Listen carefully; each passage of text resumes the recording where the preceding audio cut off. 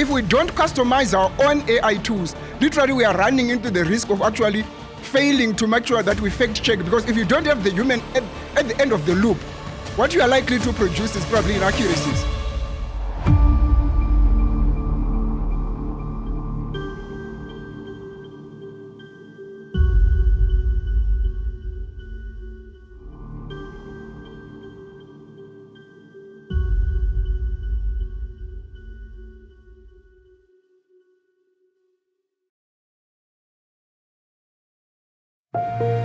Newsrooms are looking to adopt and implement AI in the newsrooms, but what is still lacking is AI literacy across the newsroom, a cultural change in adopting AI within newsrooms on the continent.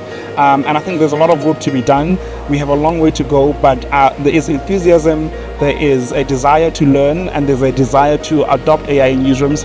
And I think as we work together and collaborate across universities, newsrooms, in Kenya, but as well across the continent, and I'm thinking as well global south-to-south collaborations, we are able to possibly leapfrog a lot of the innovations that's taking place, but also be leaders in this area as well. For us to understand maybe AI, we need to look at the past, the present, and the future.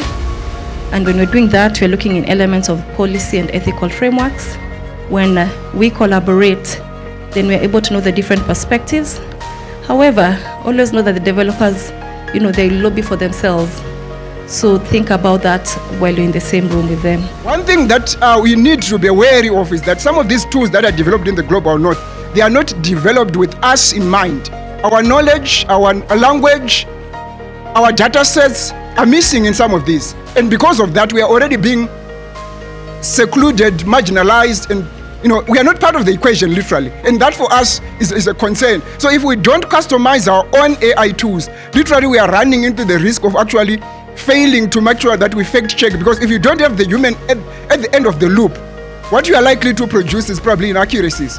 And that's why increasingly people are saying they've got a lot of mistrust around media, because media also is actually being implicated sometimes in peddling misinformation and disinformation. Absolute fidelity to the cause of public interest. That is what journalism is all about. Do not change the cause of public interest because of commercial reasons. Not even innovation should change public interest. Public interest remains our utmost and noble duty as news media.